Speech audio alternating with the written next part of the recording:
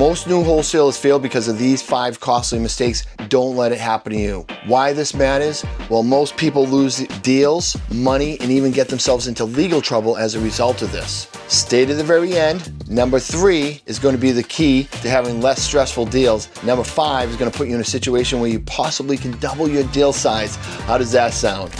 And if you don't know who I am, well, I'm Jeremy Beeland. Thank you for watching this video.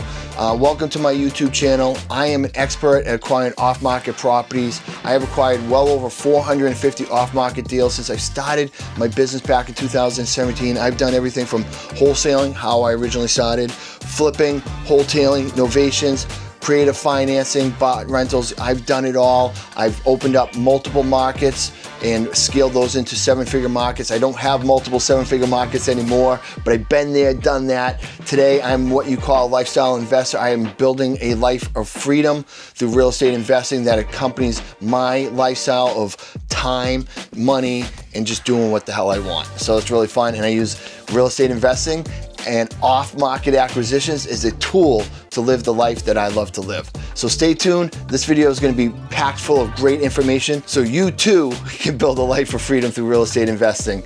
It's not as hard as you think. You just have to put in the time and effort. And I'm going to teach you some techniques today to help you get there quicker. Mistake number 1, it's just overpricing deals, right? You're going to hear me say this a lot in this video. We want to be a deal finder, not a deal maker. Because a seller is motivated to sell their property, doesn't mean you actually have a deal.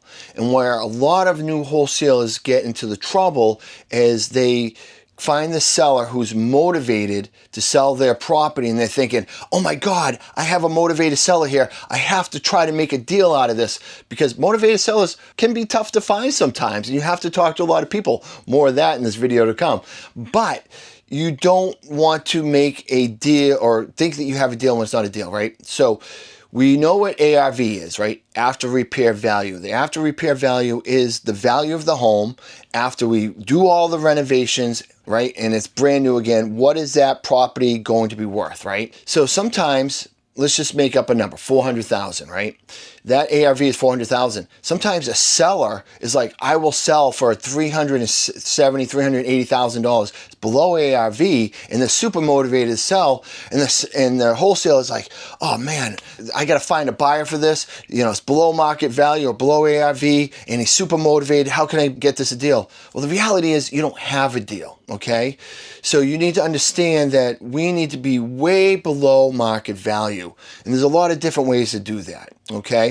So you know what the ARV is. And I'm going to try to simplify this for you a little bit. So investors, they just get themselves into a thing, like, you know, wholesalers just get themselves into a point of wishful thinking, or even new investors, wishful thinking. I want to make this deal happen. I've partnered up with some people that were trying to squeeze in a deal. At the end of the day, by the time we were done renovating the property, we were like close to break even because we didn't get it low enough, right? And that's what happens. So when you're trying to sell this contract to a cash buyer is like, there's no meat on the bone. There's not enough equity. I need to buy the house, right? I need to pay for closing costs. I need to pay you an assignment fee. I got to put all the rehab numbers in them. Whatever you think the rehab numbers are, and you're not an expert, trust me, you never will be, it's going to be more than what you think anyways, right? If you think it's 30, 40K in rehab, I promise you it's more like 50, 60 or more in rehab. You know, I got to pay for holding costs. I'm probably borrowing the money from a hard money lender or private lender. So I got, you know, lending costs I have to pay. I got to pay insurance, utility, the taxes, right? All this stuff adds up to make a profit. So we need to get the property low, low, low, low. And if you watch some of my other videos, we talk about not making it so much about the numbers and about providing the value, right? So there's this thing called MAO, Maximum Allowable Offer. It's an antiquated system for wholesalers to get a number. And typically how the method works is you want to be 70% of the ARV minus rehab costs minus assignment fee. I don't know, it sounds like a math problem that I would, you know, I need like a whiteboard to figure out, but it's just too complex, right? So as a wholesaler, somebody's getting new acquiring off-market properties, your job is not to be an expert at how much roofs cost, how much a kitchens cost, how much painting costs, how much flooring costs, all that stuff, right? Your job is to get really good at talking to sellers and getting properties under agreement for as low as possible. That is an art form in itself. Eventually you'll start to learn how much repair costs go, but in the first year, maybe 2 years, unless you come from that kind of background, you're gonna have no clue. And you really don't want to be spending time and money and effort trying to figure that out. You're better to spend your time, money, and effort getting better acquiring off-market properties. So what I'm gonna do is I'm gonna tell you a couple of different things, right? First of all, if you're going to get a rental property, like a multifamily that's gonna BRRRR, which is buy, rehab, rent, refinance, repeat, right? The BRRRR model, or flip that you're going to sell to a cash buying investor. This is the ballpark that you really need to be in. Unless it's a complete tear down or a firehouse that's completely gutted out completely, but most houses don't fall into that category, you really just need to be 50 to 60% of that ARV. So if an ARV is $100,000, we need to buy the house for $50,000 to $60,000, right? If it's $400,000, well, we need to buy the house somewhere or get the house under contract for between $200,000 and $240,000. That will allow you the ability to get it low enough and to sell that contract, assign that contract, wholesale that contract to a cash buyer and still get a wholesale fee, an assignment fee, right? That's how you still make money. So don't worry about 70% minus rehab, minus assignment. That's just too complicated. That puts you in a situation where you're getting fixated on a certain price. And if the seller doesn't agree to that price, you're gonna walk away from the deal. You could walk away from a deal because you're $10,000, $15,000 apart. But the reality is if you met them at that $10,000 or $15,000 more, chances are there's a cash buyer out there that's willing to buy that deal from you. More to come with that in this video as well. As you can see, I'm not a YouTube expert. I'm an expert at buying houses. I'm not an expert at this YouTube, but I'm trying to provide you value here. So again, 50 to 60% of the value of the ARV is a sweet spot to be acquiring properties. Just focus on trying to be there within reason. And if it's 62%, grab it. If it's 48%, even more money for you, right? But 50 to 60%, it's just a little cheat code that will help provide a lot of value for you going forward. One of the things that we say in my companies and what we say in our coaching program is hashtag lock it up as low as possible. See the lock on my hat, right? It's a lock. That symbolizes every time we get a deal, we send the emoji lock within our text channel, within our companies, or in our group texting with our students, our community, right? We lock it up, but we lock it up as low as possible. And a lot of people get analysis paralysis when it comes to like locking up deals. Again, that MAO, maximum allowable offer, is going to put you potentially in a state of analysis paralysis where you're like, well, 70% is this, and I think the rehab is 50, and I want to at least make 10K, which is not enough, be honest with you. You need to be thinking 20, 30K a deal, not 10. And I have to be at, 150,000, and they want 170,000, and I can't figure out to make it work, right? Screw all that, right? 50 to 60%, and at the end of the day, lock it up as low as possible, because I'm going to teach you a little technique a little bit further on when it comes to cash buyers, how to still make money on those deals. Number 2, not talking to enough sellers. This is a numbers game. We are a marketing company first, right? We are a marketing company first. We are generating leads through marketing channels. Some of those cost money, some of them don't, but they all require time and effort. We are looking for a needle in a haystack. That's what the motivated seller that's willing to sell at a discount is, a needle in the haystack. So if you think about a haystack and trying to pull a needle out, you're going through a lot of strands of hay, right? Unmotivated sellers before you find the right one. But I promise you, there's a lot of needles in the haystack, but it's a numbers game. You have to talk to so many people. And what happens a lot of times, people will talk to 10, 20, 30 people and say, nobody's motivated, this sucks, it's hard, right? Well, yeah, no shit, it is hard, right? It's a simple business, but it's hard, it requires a lot of effort. You may have to talk to dozens, maybe even hundreds of sellers, maybe even thousands. You may have to touch thousands of properties before you find that one person that says, hey man, I'm ready to do a deal today because I'm facing foreclosure, right? Somebody who's super motivated to sell at a discount. That's probably going to be thousands. If you think you're just going to talk to a handful of people that have some distressed houses, it doesn't work that way. It's a numbers game. These people have a lot of stuff going on in their lives, right? They may be financially distressed. They may be emotionally distressed. They may be in a situation where they're in denial about what's going on in their life. And typically, they're all habitual procrastinators. They actually stick their head in the sand like an ostrich and go, la, la, la, nothing's wrong, everything's fine, right? And the reality is everything's crumbling around them. So this is what you're dealing with, right? So even if you find a motivated person, they may not be ready to move now because their back is against the wall. What do I mean about that? I try to tell students in my program that sellers are like kicking the can down the road, right? So they're trying to procrastinate making the move, making the decision, finalizing whatever they need to do as long as possible. They should do it months earlier, sometimes heck even years earlier, but they don't. So they keep kicking the can until they run out of time. And they're like, oh shit, I have a couple weeks left, I have to do something. And if you're not following up with them, again, more to come in this video about that, you may lose track of them, they may lose track of you. So a lot of it's just about timing. So don't get discouraged. You're going to have to talk to many, many people to do this. It's like this in anything in sales, right? Marketing and sales is what we do. We're just dealing with off-market properties. But whether you're business to business or selling solar to houses or selling insurance to people, whatever that is, you have to talk to many, many, many, many, many, many people. You getting the point here of before you find the right sellers, okay? So I just want you to keep that in mind going forward, because a lot of people get discouraged and they quit too soon. You're not going to be one of those people, right? I didn't think so. A lot of people also get analysis paralysis, right? And analysis paralysis is just trying to make everything perfect, the perfect offer. So many new students come into our coaching program, and I emphasize lock it up as low as possible, only for them to say, I walked away from the deal because I was afraid to lock it up for $10,000 more, and I was afraid I wasn't going to be able to sell it. And I'm like, have you not listened to a word I said? We want to lock it up, and we will find a buyer to do that. Don't worry about any of that. But that's normal. People are afraid of making a mistake. They're afraid, what if I get the contract and I can't move it, right? That is analysis paralysis. Some people lock up deals for way too much money and don't give any care in the world what happens in that result. That's extreme the other way. We don't want to do that either. I'll talk a little bit more about that to come. But the reality is we just want to make sure that we're not getting paralyzed by fear, right? 50 to 60% of that ARV is a sweet spot. But if you're at 65, just lock it up as low as possible.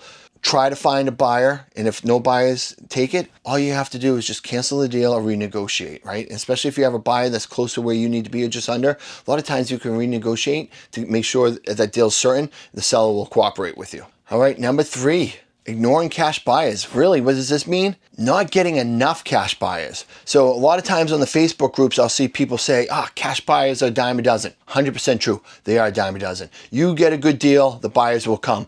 Absolutely true. But they say, don't worry about buyers, go get the deal. Once you get the deal, then go settle the buyer. It's great, that works. But there's a catch to that, right? So if you're going to get the deals from the seller first, which is the fun and exciting part. Building a buyer's list, not so fun and exciting. Here's how it all works, right? You get a deal, all right, under contract, whether you're doing virtual or in your local market. And then you're gonna go get this deal, and then you're gonna go find a cash buyer. You may find 1, 2, 3 cash buyers that's willing to get the deal, right?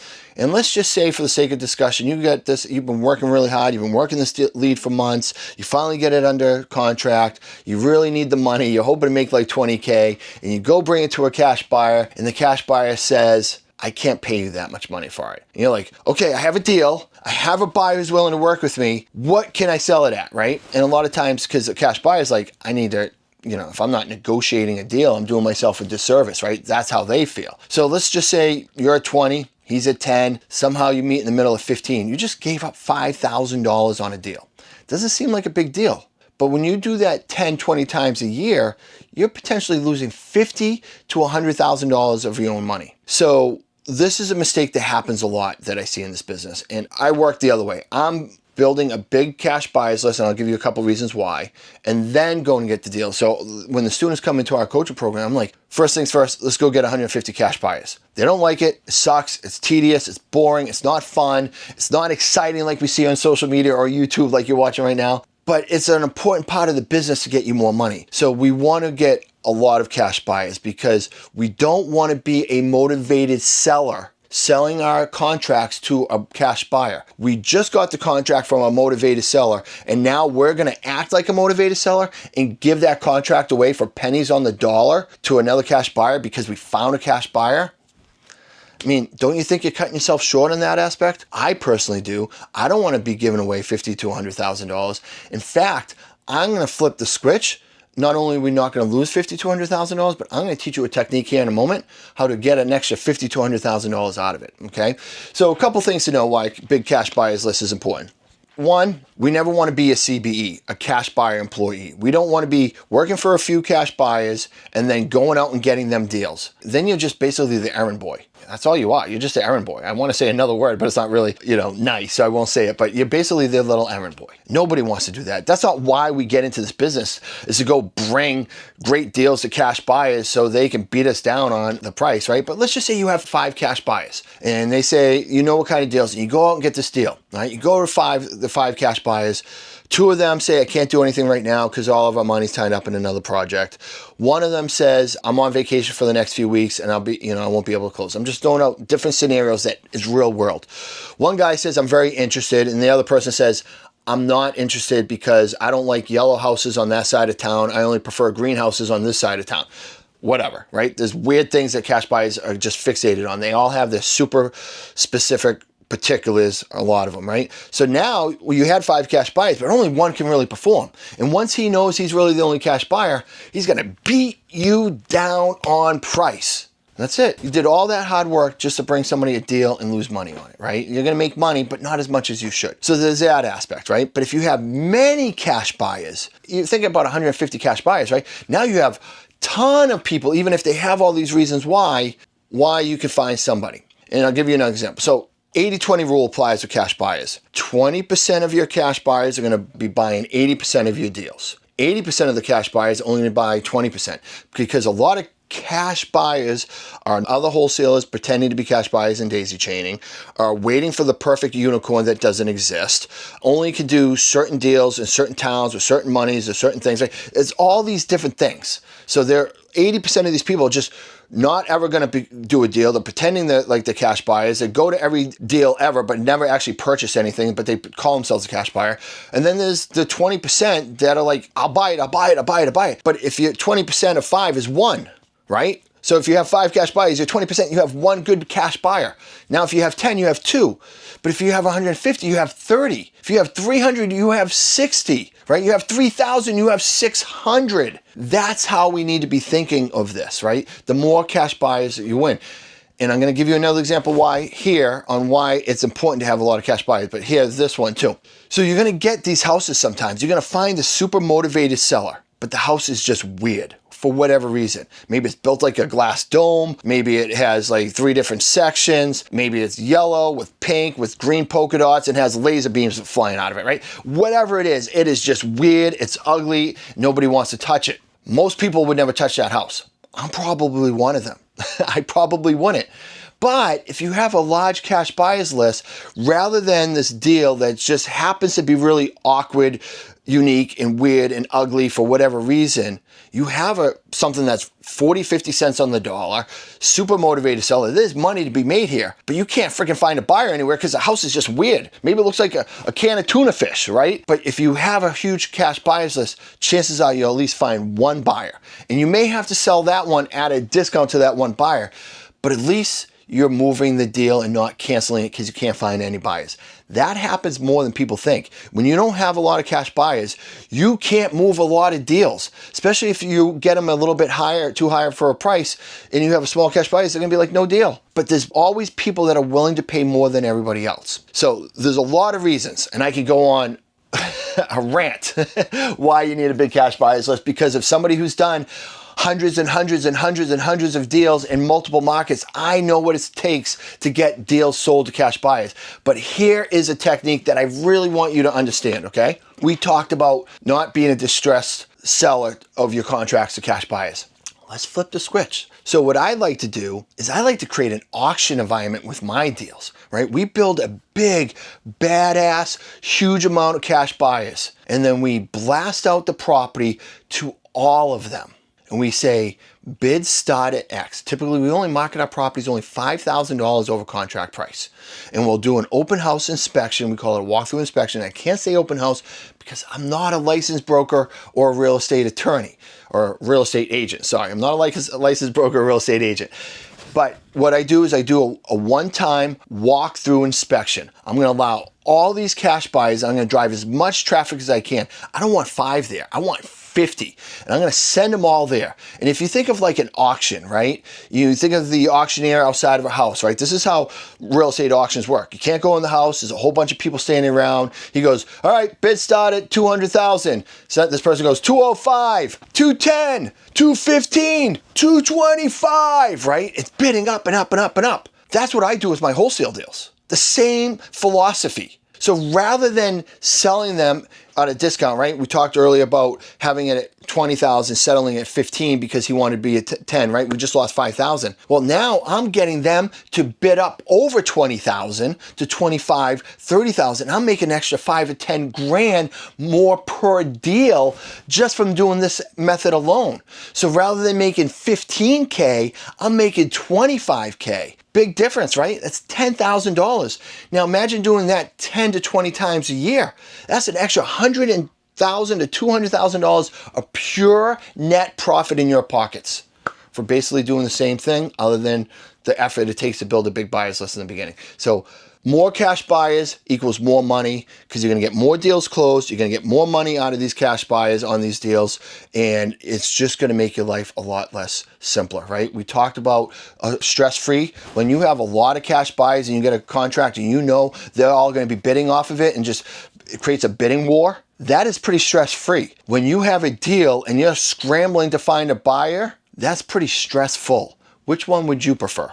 Number 4, using the wrong contracts. Oh my God, I can't believe how reckless people are and how often this happens. Everybody's just like these Facebook groups and on the internet. I need a purchase and sales contract. I need an assignment contract. The reality is that's super dangerous. Super dangerous. All right, listen, I've done business in Massachusetts, New Hampshire, New York, Kansas, Las Vegas, and Florida. 6 states, right? All 6 of them have different contracts. They all have different rules and regulations. Some stuff I can get away with in New Hampshire, I have to do in Mass. Stuff that I have to do in Mass, I don't have to do in Florida. Florida doesn't care, but New York's saying you have to do all these things. In fact, in New York, it actually changes from county to county in New York. County to county, not even statewide, right? So you're going online, getting this purchase and sales agreement that somebody uses in whatever state and thinking it applies to your state. Super dangerous. And people do this because they don't want to spend the money to go get a contract. The reality is, spend a few bucks here. Super important. Go to your local real estate meetings, right? Your RIAs, Real Estate Investing Association, or meetups, or just your local Facebook groups and ask, who's a local real estate attorney that works with wholesalers and flippers? Contact that person. Say, I would like you to give me a purchase sales agreement and an assignment contract that is applicable to the state regulations that we have here. And if you're virtual and all over the country, I strongly recommend you get one in each state because they're different, okay? So spend a couple $100, have an attorney printed up. This will protect you, okay? Because here's what's going to happen. Here's a scenario. You find this motivated seller, you get this contract online, purchase sales agreement online. You find the seller super motivated, you go and get the contract, all right? You get it under contract, you're like, sweet, man, I got this thing like 50 cents on the dollar. I'm gonna probably make $20,000, $30,000, $40,000 on this one. This one is a home run deal. I'm super excited about this. These are hard to come by, right? I've got it motivated. I got cash buyers chomping at the bits, and then it goes into title. He has his attorney look at it, right? And as you get a cash buyer and you're a couple weeks,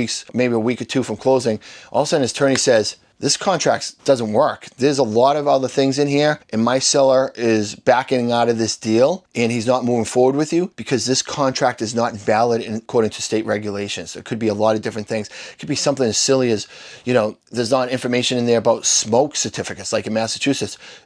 New Hampshire, we don't have to waive smoke certificates, smoke inspections, but in Massachusetts, we have to. So a wholesaler or a seller in Massachusetts has to provide an updated smoke certificate, meaning the fire department has to come to the house and approved for safety for fire and smoke, right? A buyer can waive that. But if that's not in the contract, your contract may be null and void. And there's a whole bunch of other reasons like this that fall into that category. So all of a sudden, your deal's done. The seller is wicked upset with you because he felt like you should have been more professional and had this contract. And now he's gone to a competitor who has the right contract, and you just lost out on $20,000 to $40,000 like that. Don't try to shortcut here for a few $100. Plus, you're also talking about a highly regulated world of real estate and people's lives. You don't want to be put in a situation where you're illegally using bad contracts and they could potentially even be sued if they knew that you were doing this on purpose and get yourself in a lot of trouble. Don't want to mess around here. Legally, do the right thing, have the right purchase sales agreements that are vetted by a local real estate attorney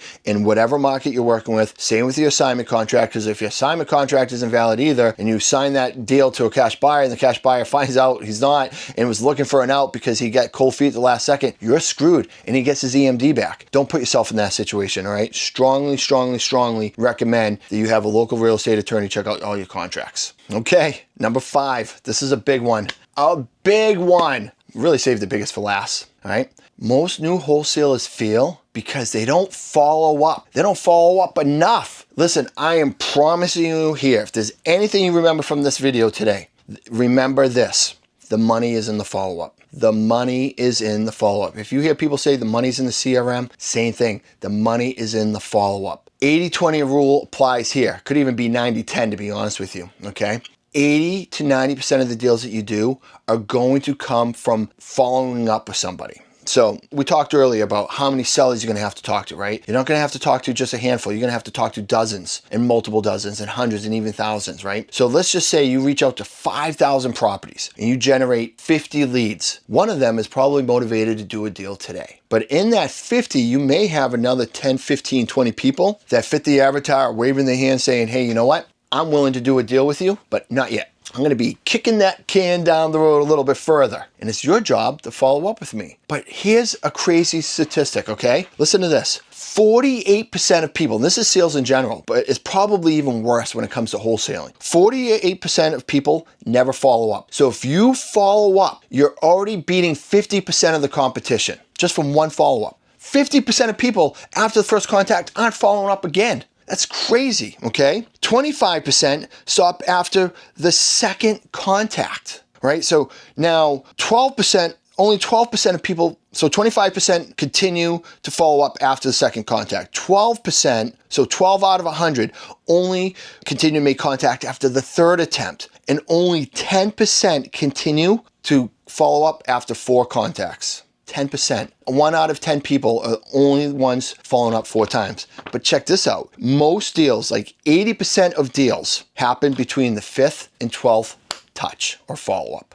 So 80% of the deals are happening after 5 follow-ups. Only 1 out of 10 people are even following up after the 4th time. That's crazy, right? So if you're following up, you're already way ahead of everything. Because those people that are kicking the can down the road, right? If you're not following up with them, you're out of sight, out of mind. And then 3 months, 6 months, 9 months down the road, when they're finally ready to do a deal because they hit the dead end and they can't kick the can down the road anymore, if you're not front of mind, you're not getting the deal. If you think, hey, I left you my information, they're just going to call you 9 months later. No, because there's freaking like 10 other wholesalers that'll reach out to them. And whoever's front and center of their mind at that moment, it could be just somebody sending them the first letter at that moment, they're getting the deal. All the other ones are out because they didn't follow up. Don't fall into that trap. Follow up, follow up, follow up. It's the key to success. I'm going to give you 2 friggin' amazing statistics here that I felt personally, all right? 2 stories I got to share with you. Back in, what year? We were in 2025, so 24, 23, I think this was 2023, okay? 2023, second year of the interest rates going up really high. We had, in my New Hampshire market, we had over $500,000 of deals that closed that came from our CRM, okay? They were in our database because we have a system to follow up with all of our deals in our database. Out of those deals, and I think there was about, I want to say 7, 8 of them that brought in that $500,000 at that time. Those numbers could be wrong, but I know it was well over $500,000 that came in that year. The average time from when the lead came in to when we closed was an average of 600 days. Those leads were in our database for almost 2 years. And if we didn't follow up with them, we would have lost out over $500,000. That's $500,000. Now, let me ask you this. Would you follow up with sellers every single month for 2 years if it meant in 2 years you're going to make $500,000? Of course you would. But I told you 50% of people, hell, 9 out of 10 people aren't doing that. Be the 1 out of every 10. Make the money. The money's in the follow-up. 80 to 90% of the deals you do are going to be leads that said, hey, I'm going to do business with you down the road, but you need to do business with me. If you think you're just going to get somebody every single time in the first try, second try, who says, I'm ready to do a deal today, you're never going to have a business. They're going to be few and far between. You build a successful off-market acquisition or wholesaling business, whatever your business model is, by having most of your deals come to fruition through follow-up. So we close multiple deals every month. One of two of them may be a new lead, but 2, 3, 4 of them are typically leads that we've been working in our database a long time. All right. I'm going to give you one other example. This is when I really decided to understand. So in 2019, I know, way back in the day, 2019, my acquisition guy got a lead that was in this town, that was a great town near us in New Hampshire. We went out there, and basically the situation was his dad passed away, inherited the house through probate, and he lived halfway across the country or something across the country and was here. So we had like a week where he was like cleaning out the house, organizing some stuff, and he was meeting with cash buyers. And we were one of probably 3 or 4 other cash buyers. And we were trying to get the deal into contract, and we were going to flip the house at this point. We weren't just wholesaling at this time. We actually gravitated to being cash buyers and flippers at this time. But the reality was that we were getting ourselves into a bidding war, right? Because he had multiple people competing for this, and we were here.